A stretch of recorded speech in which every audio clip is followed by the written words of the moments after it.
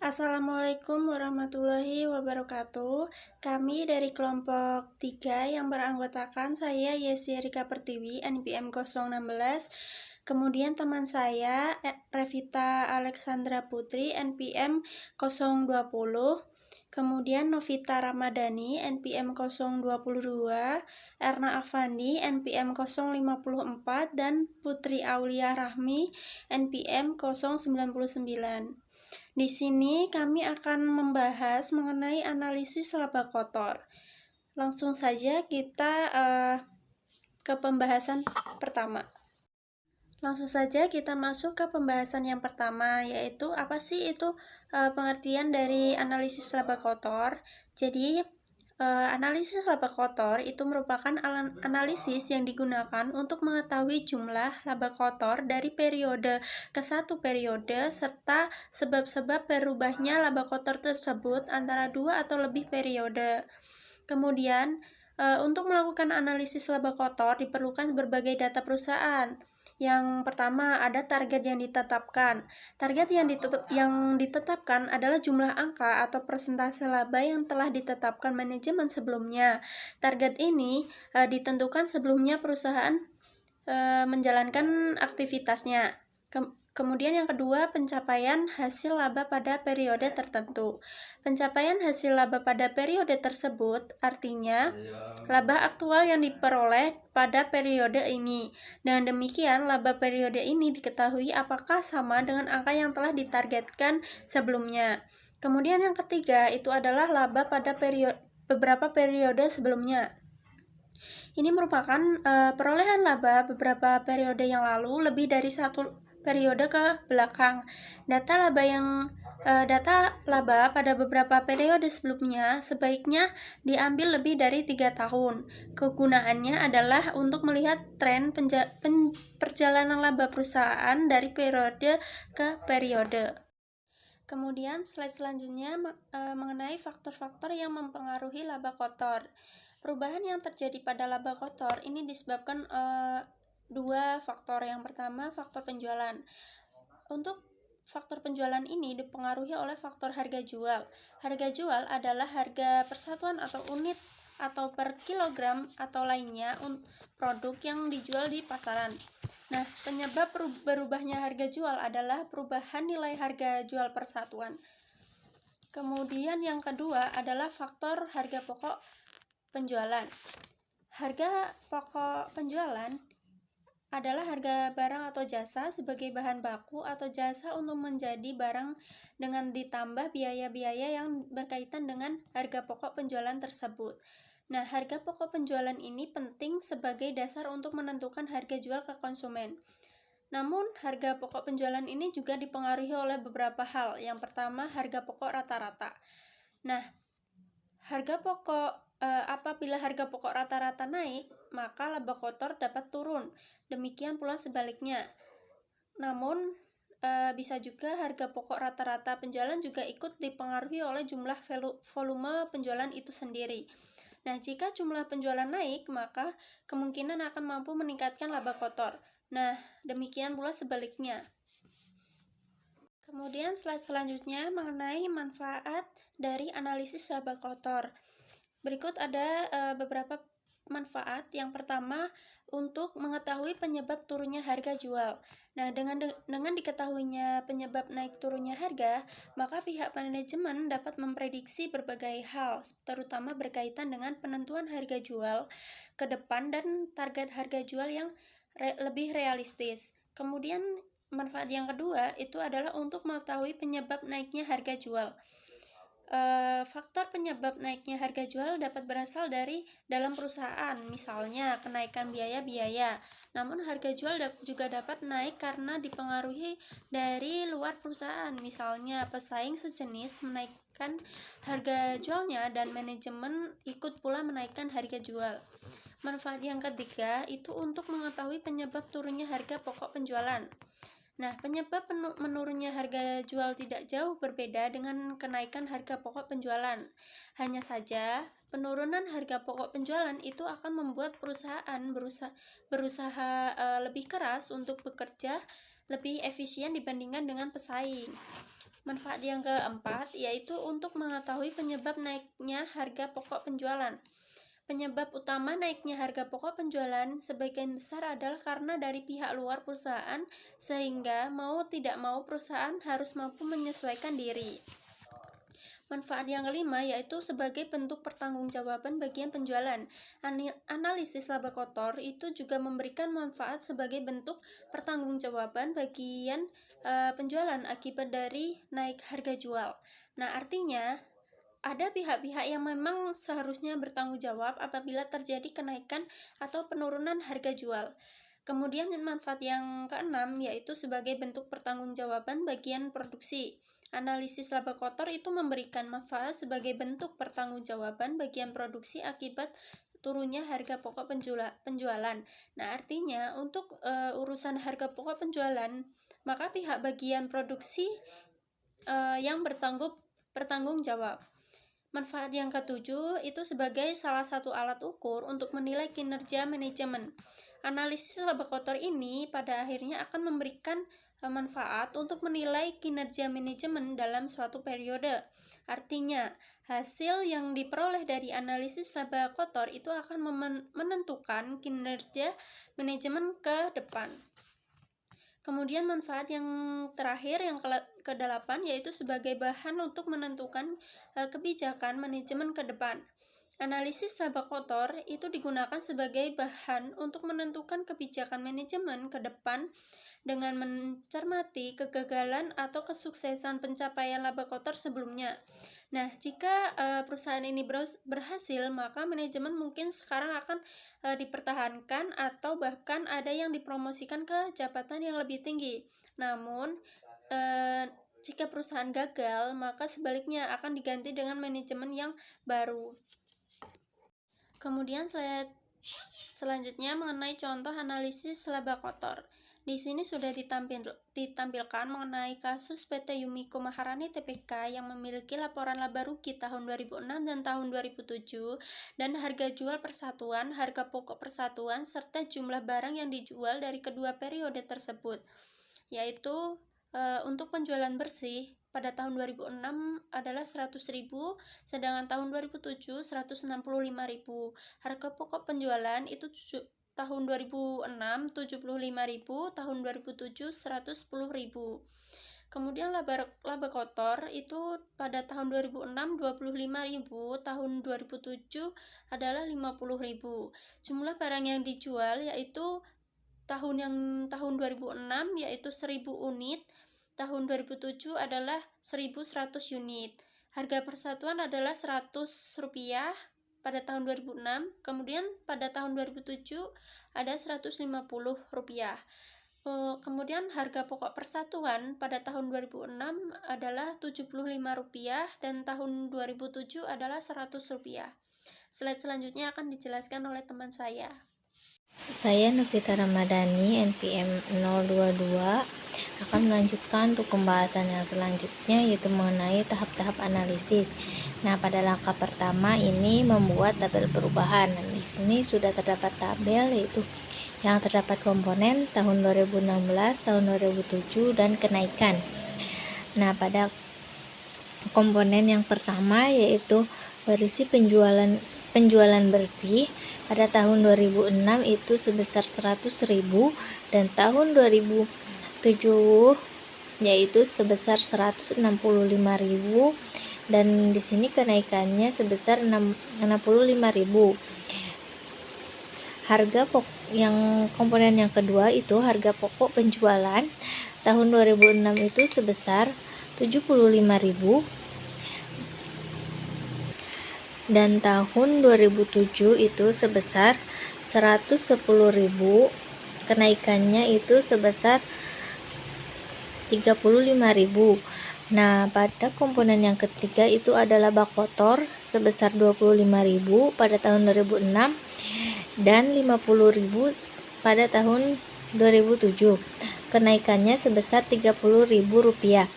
Jumlah barang yang dijual pada tahun 2006 sebesar 1000 unit dan pada tahun 2007 itu 100.000 unit. Nah, kenaikannya di sini 100 unit. Kemudian ada harga persatuan itu sebesar 75 pada tahun 2006, tahun 2007 itu sebesar 100. Nah, kenaikannya itu 25.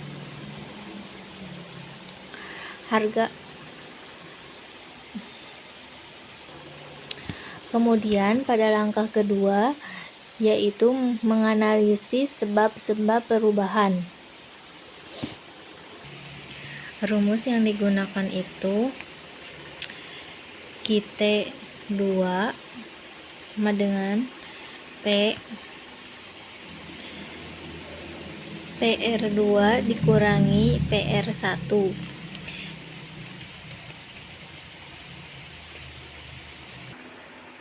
di mana QT2 itu jumlah atau volume produk yang dijual sesungguhnya, dan PR1 yaitu harga pertama atau harga tahun sebelumnya. Atau untuk yang selanjutnya, yang kedua yaitu karena jumlah atau kuantitas penjualan.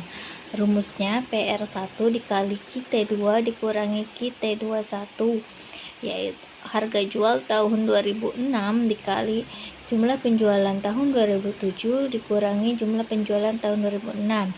Di sini harga jual 2006 yaitu Rp100.000 dikali 1.100 unit jumlah penjualan 2007 nya dikurangi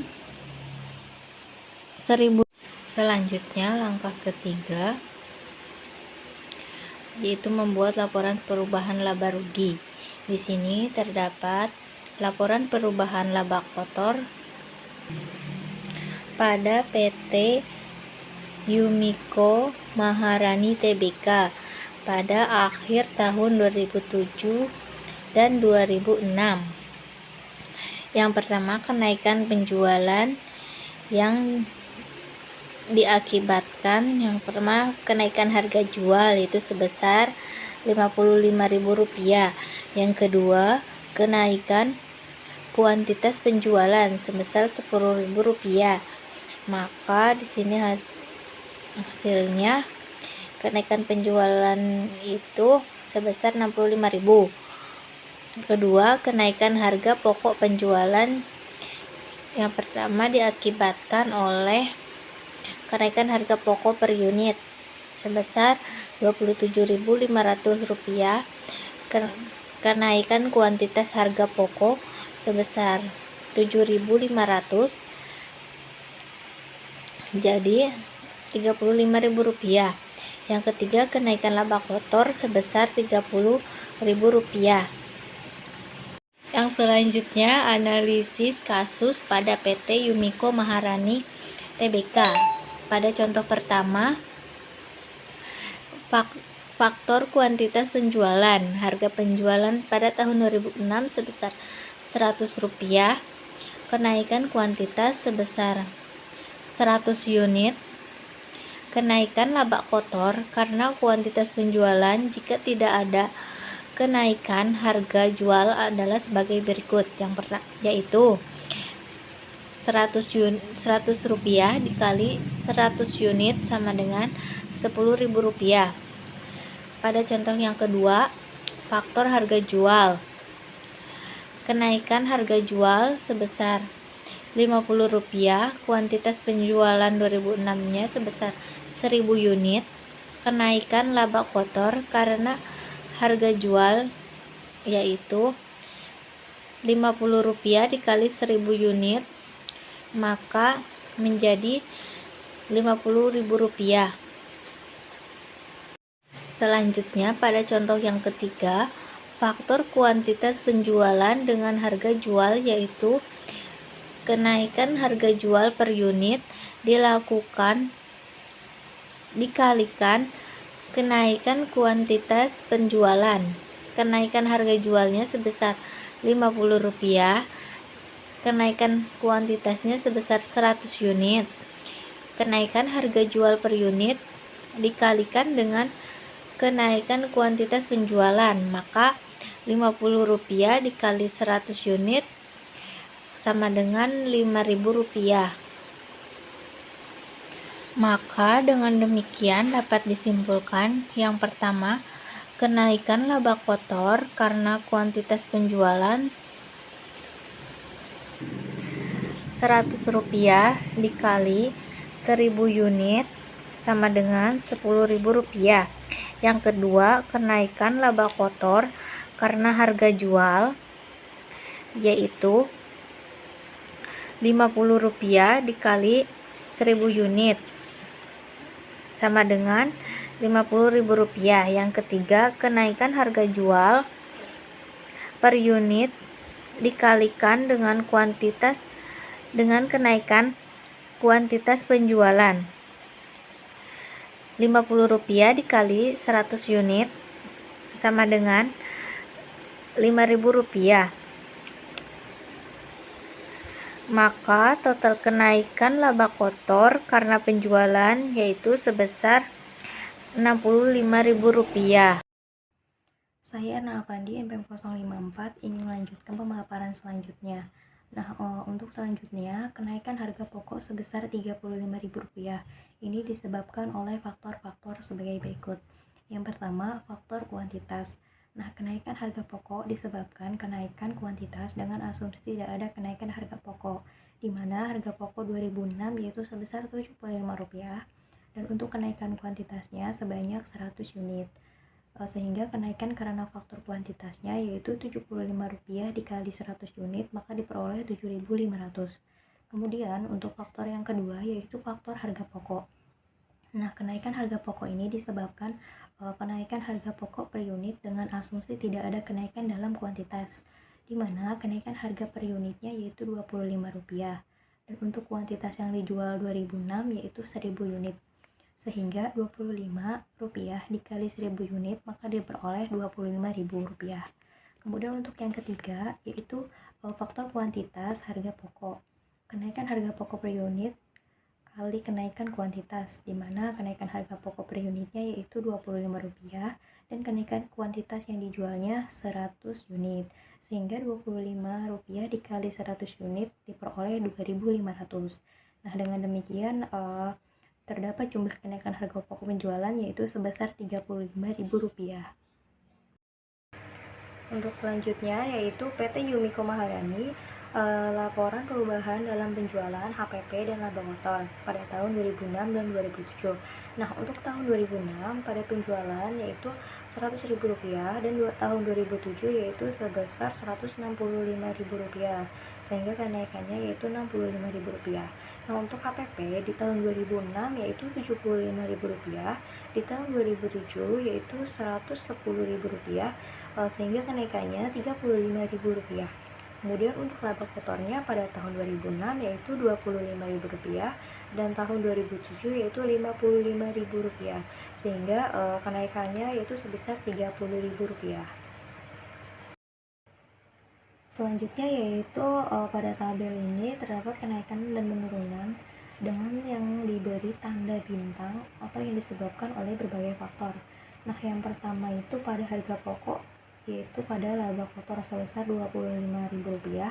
Kemudian untuk kuantitas dan HPP pada laba kotor juga yaitu sebesar Rp2.500.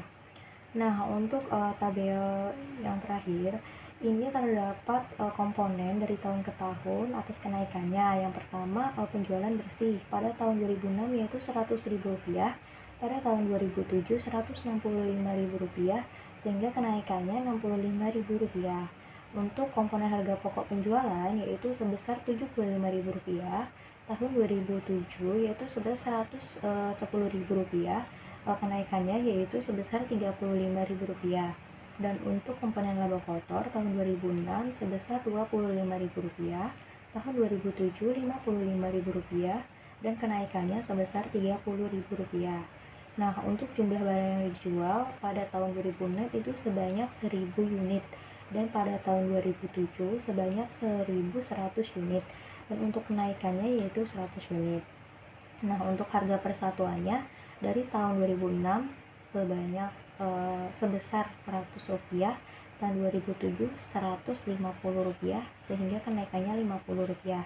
Dan harga pokok persatuan juga pada tahun 2006 yaitu sebesar Rp75 dan tahun 2007 sebesar Rp100, sehingga kenaikannya itu sebesar Rp25. Selanjutnya yaitu perencanaan laba kotor. Membuat rencana laba suatu perusahaan merupakan kewajiban yang harus dilakukan oleh suatu usaha sebelum suatu kegiatan ini dijalankan. Dalam membuat rencana laba, perlu juga terlebih dahulu ditentukan atau dianggarkannya target laba yang ingin dicapai. Kemudian disusun harga jual yang harus dipasang. Nah, di samping itu juga perlu ditentukan volume penjualannya, di mana manajemen terutama dalam hal ini atau bagian pemasaran harus mampu untuk menggenjot volume penjualan melalui strategi. Strategi pemasaran yang tepat, kemudian tanpa strategi pemasaran sangat sulit untuk mencapai target yang ingin dicapai, sehingga dengan kondisi persaingan yang demikian ketat. Kemudian, penyusunan rencana anggaran atau budget yang akan dijalankan oleh suatu perusahaan harus dipertimbangkan berbagai faktor. Selanjutnya yaitu perencanaan laba kotor. Membuat rencana laba suatu perusahaan merupakan kewajiban yang harus dilakukan oleh suatu usaha sebelum suatu kegiatan ini dijalankan. Dalam membuat rencana laba, perlu juga terlebih dahulu ditentukan atau dianggarkannya target laba yang ingin dicapai. Kemudian disusun harga jual yang harus dipasang. Nah, di samping itu juga perlu ditentukan volume penjualannya, di mana manajemen terutama dalam hal ini atau bagian pemasaran harus mampu untuk menggenjot volume penjualan melalui strategi. Strategi pemasaran yang tepat, kemudian tanpa strategi pemasaran sangat sulit untuk mencapai target yang ingin dicapai, sehingga dengan kondisi persaingan yang demikian ketat. Kemudian penyusunan rencana anggaran atau budget yang akan dijalankan oleh suatu perusahaan harus dipertimbangkan berbagai faktor. Saya Putri Aulia Rahmi, NPM 099 akan melanjutkan presentasi dari teman saya. Berikut ini budget laba kotor PT Roy Akas untuk beberapa produk per unit. Jenis produk mawar, harga jual unitnya Rp120, harga pokok unitnya Rp80, laba kotor unit Rp40. Untuk melati, harga jual unitnya Rp140, harga pokok unitnya Rp90, laba kotor unitnya Rp50. Untuk Kamboja, harga jual unitnya Rp170, harga pokok unitnya Rp100, laba kotor unit Rp70. Berikut ini budget laba kotor PT Roy Akas untuk beberapa produk secara total. Jenis produk mawar, jumlah unit yang dijual 10.000, laba kotor unitnya Rp40, laba kotor keseluruhan Rp400.000. Melati, jumlah unit yang dijual 10.000, laba kotor unitnya Rp50, laba kotor keseluruhan Rp500.000. Untuk Kamboja, jumlah unit yang dijual 10.000, laba kotor unit Rp70, laba kotor keseluruhan Rp700.000. Penjualan dan harga pokok penjualan secara keseluruhan dapat digambarkan sebagai berikut. Jenis produk mawar, total penjualan Rp1.200.000, harga pokok penjualan Rp800.000, laba kotor keseluruhan Rp400.000.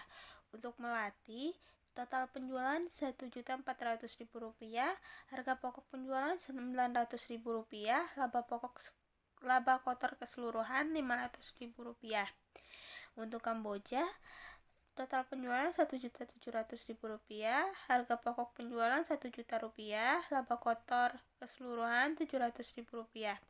Jadi jumlah total penjualan Rp4.300.000,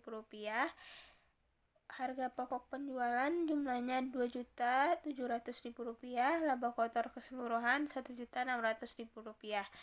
Ya, angka 1.200.000 diperoleh dari unit penjualan 10.000 unit dikalikan dengan harga jual Rp120. Angka Rp1.400.000 diperoleh dari unit penjualan 10.000 unit dikalikan dengan harga jual Rp140. Angka 1.700.000 diperoleh dari unit penjualan 10.000 unit dikalikan dengan harga jual Rp170. Angka 800.000 diperoleh dari unit penjualan 10.000 unit dikalikan dengan harga jual Rp80. Angka 900.000 diperoleh dari unit penjualan 10.000 unit dikalikan dengan harga jual Rp90. Angka 1 juta diperoleh dari unit penjualan 10.000 unit dikalikan dengan harga jual Rp100. Pertimbangan dalam penyusunan budget laba tersebut adalah yang pertama kondisi keuangan perusahaan saat ini dan ke depan serta peluang memperoleh sumber dana tambahan bila dibutuhkan. Yang kedua, kemampuan sumber daya manusia yang dimiliki perusahaan untuk mengelola kegiatan perusahaan baik kuantitas maupun kualitasnya. Yang ketiga, kondisi persaingan untuk usaha atau produk yang sejenis baik kondisi lokal maupun internasional, baik yang berkaitan dengan harga jual maupun kualitas barang yang dijual. Yang keempat, prospek usaha yang akan dijalankan ke depan dengan melihat potensi pasar yang dimiliki, baik daya beli masyarakat maupun selera masyarakat. Yang kelima, pencapaian laba tahun sebelumnya sebagai ukuran untuk menentukan target laba ke depan. Yang keenam, kondisi ekonomi secara umum, terutama yang berkaitan dengan ketersediaan bahan baku, inflasi, dan kebijakan pemerintah lainnya. Yang ketujuh, kondisi keamanan secara umum, sehingga masyarakat tetap aman menjalankan aktivitas kesehariannya tanpa adanya rasa takut atau gangguan yang tidak perlu. Dan yang kedelapan, pertimbangan lainnya. Budget yang telah disusun di atas kemudian dibandingkan hasil yang sesungguhnya yang telah dicapai dalam periode tersebut. Realisasi laba kotor PT Roy Akas. Berikut ini adalah realisasi harga jual, harga pokok penjualan, dan laba kotor per unit untuk masing-masing produk.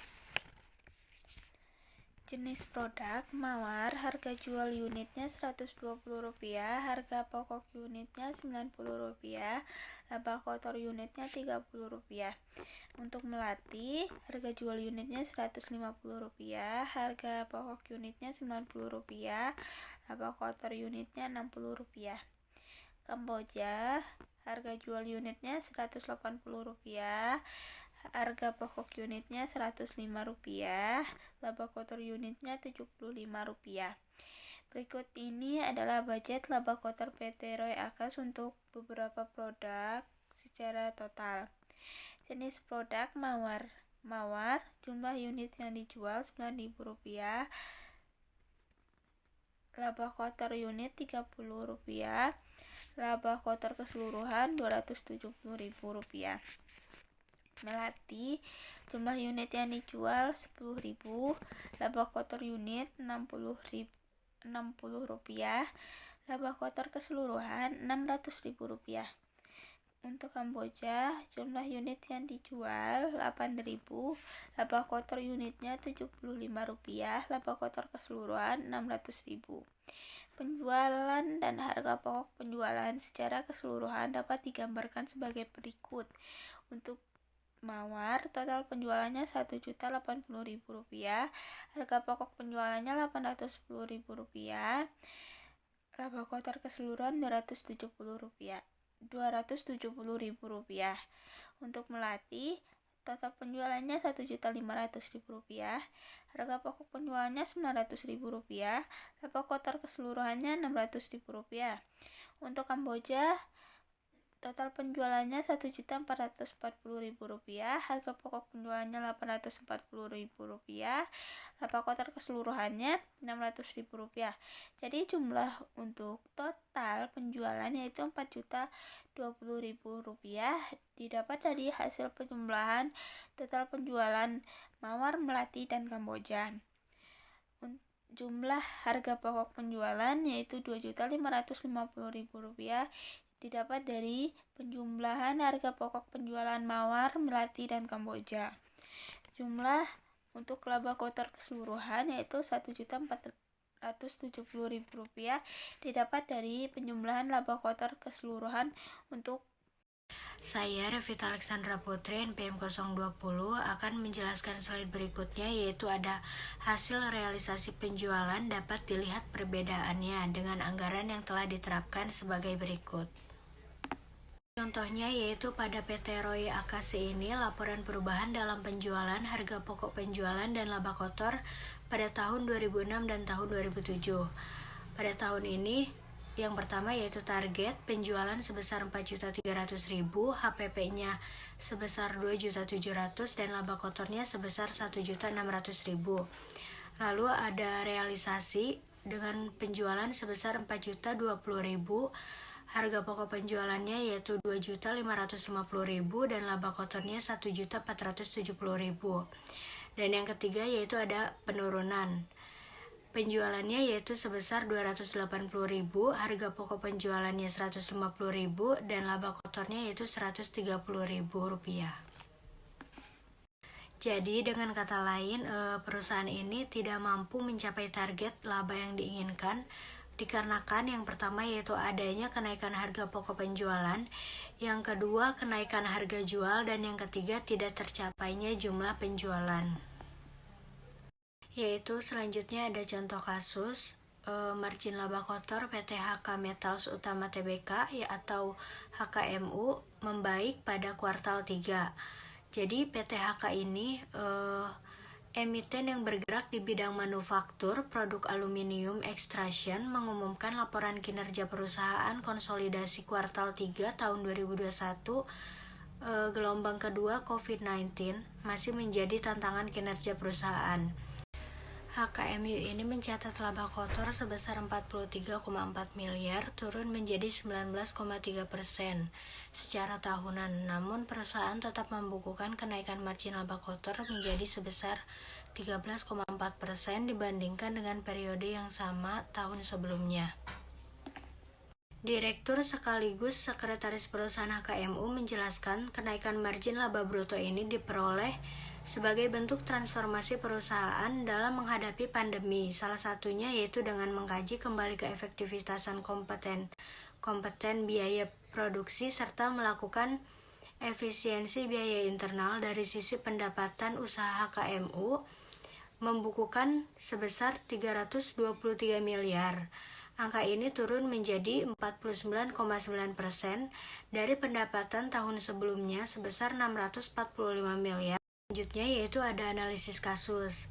Jadi dalam presentasi laba kotor ini cukup memuaskan, di mana hal ini merefleksikan program transformasi dan rangkaian upaya perbaikan yang dilakukan perusahaan berjalan di jalur yang benar dan mulai menunjukkan hasil positif. Di kuartal 3 ini HKMU membutuhkan penurunan rugi bersih menjadi sebesar 12, miliar secara tahunan dari sebelumnya sebesar 66,6 miliar. Penurunan ini setara dengan penurunan sebesar 86% HKMU juga mengambil sejumlah langkah strategis dengan melakukan program menstrukturisasi pendanaan. Hasilnya, liabilitas jangka pendek kuartal 3 berhasil ditekan menjadi 301 miliar dari sebelumnya yaitu 414 miliar. Beban pendanaan ini sampai dengan kuartal 3 juga turun signifikan menjadi 23,6 miliar dari sebelumnya sebesar 66 miliar. Cukup sekian presentasi dari kelompok kami. Mohon maaf bila ada kesalahan. Wassalamualaikum warahmatullahi wabarakatuh.